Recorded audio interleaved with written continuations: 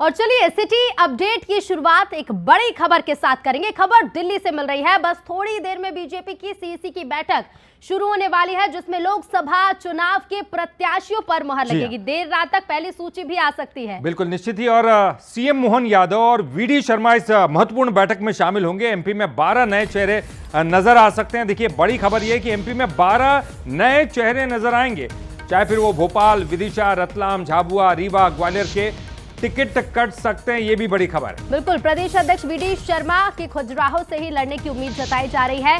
बस थोड़ी देर में बैठक शुरू होने जा रही है और देर रात तक आज बीजेपी की पहली लोकसभा उम्मीदवारों की सूची आ सकती है। मध्य प्रदेश की भी कुछ सीटों के नाम इस पहली सूची में शामिल रहेंगे और आप को बता दें कि मध्य प्रदेश में 12 नए चेहरे नजर आएंगे। कौन से वो संभावित नाम है? देखिए, भोपाल, विदिशा, रतलाम, झाबुआ, रीवा, ग्वालियर के टिकट कटेंगे। प्रदेश अध्यक्ष वीडी शर्मा खजुराहो से ही चुनाव लड़ने की उनकी उम्मीद जताई जा रही है। ललित, बिल्कुल निश्चित ही। और 12 नए चेहरे, इसका मतलब 12 लोगों के टिकट तो कटने तय हैं। तो नए चेहरे सामने दिखाई देंगे और वो जगह बता रहे हैं आपको कि भोपाल, विदिशा, रतलाम, झाबुआ, रीवा, ग्वालियर, ये तमाम वो जगह है जहां या तो जो है अलग अलग जगहों के टिकट कट सकते हैं। कुछ जगहों के प्रत्याशियों को बदला इसलिए जा सकता है कि उनका परफॉर्मेंस अच्छा नहीं है, और कुछ जगहों शायद इसलिए क्योंकि जो सूची में जहां पर मंथन हुआ है उस मंथन में कई पैनल में नाम है, 2 या 3 नाम है, तो उनमें से एक नाम को डिसाइड किया जाएगा।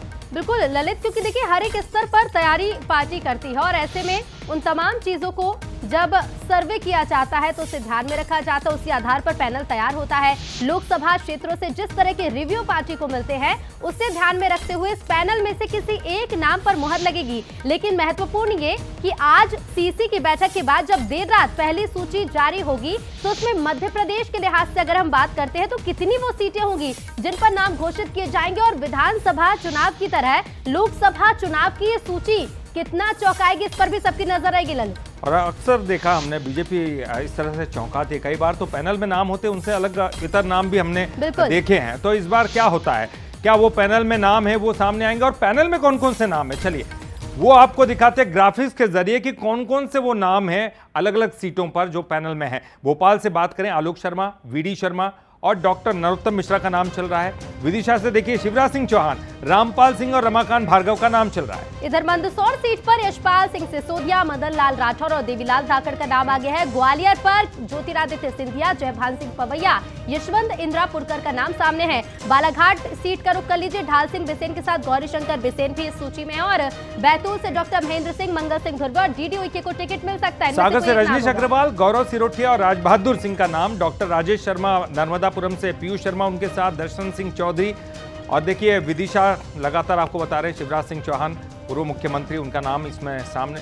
देवास से देखिए राजेंद्र वर्मा, महेंद्र सिंह सोलंकी। बिल्कुल, तो देखिए पैनल इन नामों का तैयार है। सीईसी की बैठक बेहद महत्वपूर्ण होने जा रही है। कुछ ही देर में बैठक की शुरुआत होगी, लेकिन ये बैठक महत्वपूर्ण इसलिए होगी क्योंकि जिन लोगों के नाम पैनल में शामिल हैं उनका फैसला होगा आज, और उन्हीं में से कोई एक होगा जिसे लोकसभा चुनाव में उम्मीदवार बनाया जाएगा। तो देखिए मध्य प्रदेश के लिहाज से तो ये बैठक महत्वपूर्ण है, लेकिन छत्तीसगढ़ की भी बात कर लेते हैं। जी हाँ, मध्य प्रदेश की तो आपको बता दी है। चलिए छत्तीसगढ़ की बात करते हैं। रायपुर से खबर, क्योंकि बीजेपी केंद्रीय चुनाव समिति की बैठक में छत्तीसगढ़ से भी लोकसभा के कौन कौन से प्रत्याशी हो सकते हैं उन नामों पर मुहर लग सकती है। छत्तीसगढ़ बीजेपी 6 सीटों पर ऐलान कर सकती है। कमजोर सीटें हैं कोरबा, बस्तर, कांकेर, राजनांदगांव, महासमुंद। इन सीटों पर पहले ऐलान की तैयारी में बीजेपी है। बिल्कुल, और ललित जब ये नाम ऐलान होंगे तो ये विश्लेषण करना भी बेहद महत्वपूर्ण होगा कि किस आधार पर सीटों का बंटवारा किया गया है, पहली सूची में किन सीटों को शामिल किया गया है। क्योंकि अगर छत्तीसगढ़ की सीटों की हम बात कर रहे हैं, जो कमजोर सीटें कोरबा, बस्तर, कांकेर, राजनांदगांव, महासमुंद, जहां बीजेपी को ज्यादा मेहनत करने की जरूरत है, और अगर इन सीटों को पहली सूची में शामिल किया जाएगा तो निश्चित तौर पर जो उम्मीदवार होंगे उनके पास समय भी ज्यादा होगा जनता तक पहुंचने का, अपने मुद्दे समझाने का, और इसके साथ ही आगे की क्या रूपरेखा होगी वो भी जन जन तक पहुंचाने का।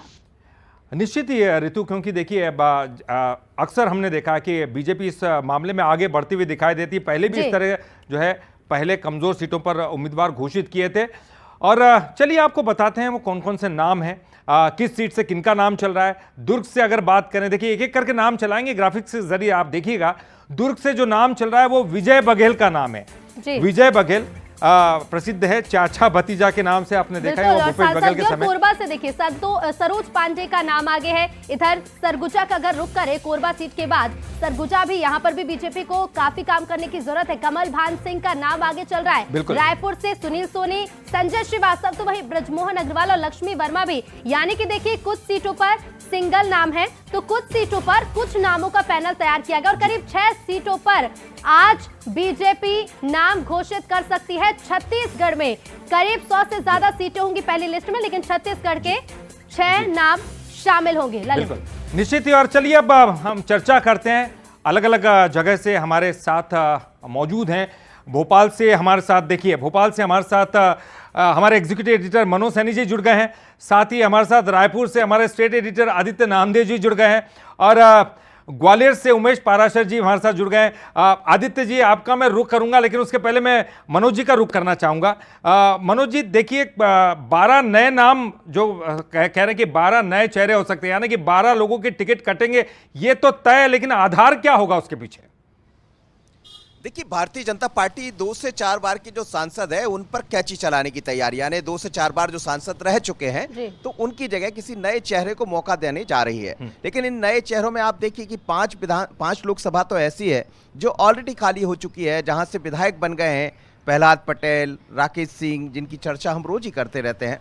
ये वो 5, रीति पाठक, उदय प्रताप सिंह, ये सब वो 5 सीटें हैं जो खाली हो चुकी। 2 सीटें और थी लेकिन वहां से हार मिल गई, तो एक जगह फग्गन सिंह कुलस्ते की वापसी हो सकती है। लेकिन सतना से ऐसा कहा जा रहा है कि सतना में कोई दूसरा नया कैंडिडेट दिखाई देगा। इसी तरह रीवा की बात करें तो वहां भी कोई नया चेहरा दिखाई दे सकता है। झाबुआ रतलाम की बड़ी तेजी से चर्चा है, विदिशा से निश्चित रूप से बदलने जा रहा है, भोपाल से नया चेहरा दिखाई देने वाला है। और ये 5 सीट वो जिनकी मैंने जिक्र किया, लेकिन 5 नई सीटें जिनका मैं नाम ले रहा हूं, तो ये कुल मिलाकर 10 से 12 सीटें ऐसी है जहां नए चेहरे दिखाई दे सकते हैं। इस बार महिला प्रत्याशियों की संख्या भी बढ़ सकती है, पिछली बार 4 थी, बढ़कर 6 के लगभग हो सकती, जैसा कहा जा रहा। थोड़ी ही देर में बैठक शुरू होने वाली है। मध्य प्रदेश के नेता बीडी शर्मा, हितानंद शर्मा वहां पहुंच गए, शिव प्रकाश जी ऑलरेडी वहां मौजूद हैं, तो बीएल संतोष रहेंगे, जेपी नड्डा, अमित शाह सभी बैठक में रहने वाले, प्रधानमंत्री मोदी भी इस बैठक में रहने वाले हैं। तो आज ये मानकर चलिएगा कि सूची जारी हो जाएगी देर रात तक, ऐसी संभावना है। और इस पहली सूची में करीब 1 दर्जन के लगभग नाम दिखाई दे सकते हैं। बिल्कुल बिल्कुल 1 दर्जन के करीब नाम हो सकते हैं। मनोज जी, लौटेंगे आपके पास, ग्वालियर का भी रुख कर लेते हैं, क्योंकि जहां टिकट्स कटने की संभावनाएं जताई जा रही हैं उसमें से ग्वालियर की भी एक लोकसभा सीट आती है। उमेश, आपके पास में आ रही हूं, किस तरह की हलचल फिलहाल देख रहे हैं आप ग्वालियर में? देखिए इंतजार खत्म होने जा रहा है और जो टिकट कटने की संभावनाएं जताई जा रही हैं, तो संभावना है कि ग्वालियर की भी सीट हो सकती है। देखिए ऋतु, बिल्कुल आपने सही कहा। जिस तरह से बीजेपी लगातार जो बैठक कर रही है और उसमें ये निष्कर्ष निकाल रही है कि कौन सी जो ऐसी सीटें हैं जिन पर प्रत्याशी कमज़ोर पहले से हैं या जिनकी परफॉर्मेंस ठीक नहीं है, ऐसे कैंडिडेट्स को जो बीजेपी है वो लोकसभा चुनाव के लिए बदल सकती है। और इसमें सबसे जो सीट है वो ग्वालियर लोकसभा सीट भी मानी जा रही है, जिसमें अभी मौजूदा जो सांसद हैं विवेक सेजवलकर जी, उनका टिकट कट सकता है। और यहाँ से ज्योतिरादित्य सिंधिया, जयभान पवैया जी के नाम हैं वो सबसे आगे है। और दूसरी सीट है गुना संसदीय सीट, जिसमें अभी केपी यादव अभी मौजूदा सांसद हैं। अगर सिंधिया जी को गुना से जो टिकट मिलता है तो केपी यादव को कहीं दूसरी जगह एडजस्ट किया जा सकता है। और इसके साथ ही ये 2 जो सीटें हैं वो महत्वपूर्ण हैं। देखिए, मैं अभी आपको बता दूं कि जिस तरह से विधानसभा सीट में जो 34 जो मध्य प्रदेश की सीटें हैं, जो ग्वालियर चंबल की जो 34 सीटें हैं, उनमें से 16 कांग्रेस के पास है और 18 बीजेपी के पास है। ऐसे में बीजेपी चाहती है कि जो 4 जो लोकसभा सीट हैं 29 सीटों में से ग्वालियर चंबल संभाग में, वो ज़्यादा से ज़्यादा जो सीटें हैं उन पर कब्जा करें, क्योंकि अभी जो 4 सीटें हैं ग्वालियर चंबल संभाग की वो बीजेपी के पास है। और ऐसे में चाहती है कि अगर कहीं कैंडिडेट कमजोर है या जिनकी परफॉर्मेंस ठीक नहीं है, उनको बदल के नया कैंडिडेट लाया, जिससे जो बीजेपी की जो जीत है वो लगातार चलती रहे। अगर भिंड में भी प्रत्याशी है वो बदल सकती है, क्योंकि उनकी जो परफॉर्मेंस है वो ठीक नहीं है। इसीलिए वहां से जो लाल सिंह आर्य हैं, जो अभी विधानसभा चुनाव हारे हैं, उनका नाम सबसे आगे चल रहा है। और अगर सिंधिया की चलती है तो वहां से इमरती देवी को भी जो बीजेपी है वो अपना कैंडिडेट बना सकते। तो इस तरह से जो सीटें हैं उन पर कैंडिडेट बदल सकते हैं। जी बिल्कुल उमेश, आपने सही कहा, क्योंकि विवेक सेजवलकर जो है वो आरएसएस कोटे से आते हैं और शायद उनको और इसीलिए वहां पर उनको सांसद बनाया गया था। फिलहाल जो है उनका परफॉर्मेंस के हिसाब से हो सकता है नए चेहरों को मौका दिया जाए, जैसे कि आप कह रहे थे। फिलहाल हम रुक करेंगे अब छत्तीसगढ़ का, और हमारे साथ स्टेट एडिटर आदित्य नामदेव जी जुड़े हुए हैं। आदित्य जी, 6 कमजोर सीटों को पहले चुना है, इसका मतलब जो है बीजेपी वही अपने पुराने फॉर्मूले पर अमल कर रही है कि जहां कमजोर है वहां सबसे पहले ध्यान दो, ताकि उन लोगों को मौका मिल सके मेहनत करने का। देखिए, कमजोर सीटें इस तरह से आंकना चाहिए ललित जी की, क्योंकि कोरबा में पिछली बार भारतीय जनता पार्टी हार गई थी, बस्तर में भारतीय जनता पार्टी हार गई थी, 11 में से 9 सीटें भारतीय जनता पार्टी ने जीती थी, जिसमें कोरबा और बस्तर को बहुत बुरी तरह से भारतीय जनता पार्टी हारी थी। ये तो 2 प्रायोरिटी में ही। इसके अलावा प्रायोरिटी में देखिए जांजगीर की भी सीट है, क्योंकि जांजगीर लोकसभा की जितने भी विधानसभा सीटें हैं उस सब में भारतीय जनता पार्टी इस बार हारी है, कांग्रेस जीती है। राजनांदगांव में रमन सिंह जीते हैं, लेकिन राजनांदगांव लोकसभा की जितनी सीटें उसमें भारतीय जनता पार्टी का प्रदर्शन सबसे ज्यादा खराब रहा है। सरगुजा भारतीय जनता पार्टी पूरी 14 की 14 सीटें जीती है, लेकिन इस बार वहां की सांसद रेणुका सिंह अब विधायक बन चुकी, वहां कमल भान सिंह। मैं सिंपल एक नाम बताऊंगा ललित जी, पैनल की मैं बातें नहीं करूंगा, एक नाम है, मैं चाहूंगा जो लोग देख रहे हैं वो तय कर लें, यही नाम जब भी लिस्ट जारी होगी भारतीय जनता पार्टी का यही नाम सामने आएगा। कोरबा से सरोज पांडे का ही नाम सामने आएगा। सरोज पांडे ही लोकसभा उम्मीदवार होंगी कोरबा से। सरोज पांडे भारतीय जनता पार्टी की वरिष्ठ नेत्री हैं, राज्यसभा सांसद रह चुकी, लोकसभा सांसद रह चुकी, महापौर रह चुकी हैं, और फिलहाल भारतीय जनता पार्टी में राष्ट्रीय उपाध्यक्ष के पद पर हैं। उनका टिकट कोरबा से तय माना जा रहा है। दूसरा तय माना जा रहा है कमल भान सिंह, जो पूर्व सांसद रह चुके हैं सरगुजा से, उनको फिर से टिकट इस बार दे रही पार्टी। दुर्ग से जो भी फिलहाल प्रेजेंट सांसद है विजय बघेल, उनका टिकट मेंटेन किया जा रहा है, रिटेन किया जा रहा है, मतलब साफ है उनका टिकट नहीं कट रहा है, वही इस बार लोकसभा चुनाव लड़ेंगे, ये भी तय माना जा रहा है। राजनांदगांव से थोड़ी सी इफ एंड बट्स की स्थिति है। संतोष पांडे जो वर्तमान सांसद है, उनका जो अगर मैं बात करूं तो बीच में है, वो ना ग्रीन ना रेड में। मधुसूदन यादव का भी नाम वहां तेजी के साथ है, तो ये 2 नाम में कोई एक नाम सामने आ सकता है।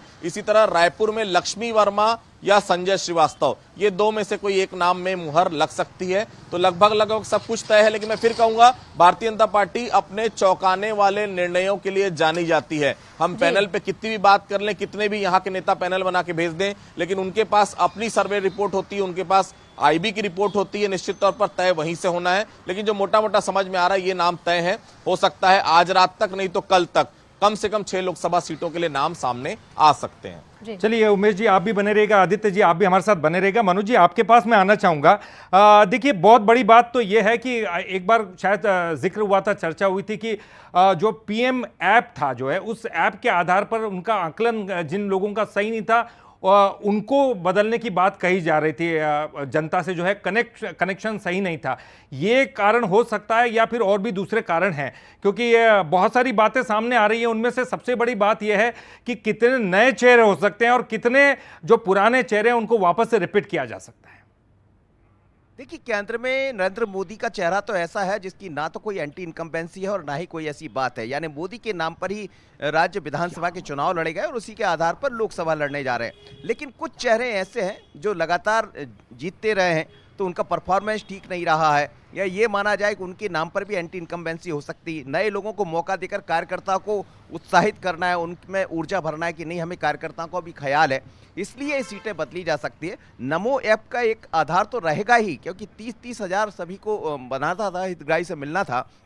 बहुत ऐसे सांसद है, अधिकांश ऐसे सांसद है वो उसको पूरा नहीं कर पाए, कठिन काम था और तकनीकी रूप से भी बड़ा मुश्किल काम था, लेकिन फिर भी वो एक आधार बनने जा रहा है। यानी आप कितने एक्टिव है डिजिटल तौर पर भी, बीजेपी डिजिटल और जमीनी दोनों स्तर पर काम करती है, तो ये तमाम तरह के आधार देखे जाएंगे। लेकिन ये मानकर चलिएगा जरूरी भी है कि आप जमीनी स्तर पर कितने तैनात है और इसके साथ ही डिजिटल तौर जो भी पार्टी के आधार होंगे बने रहेगा।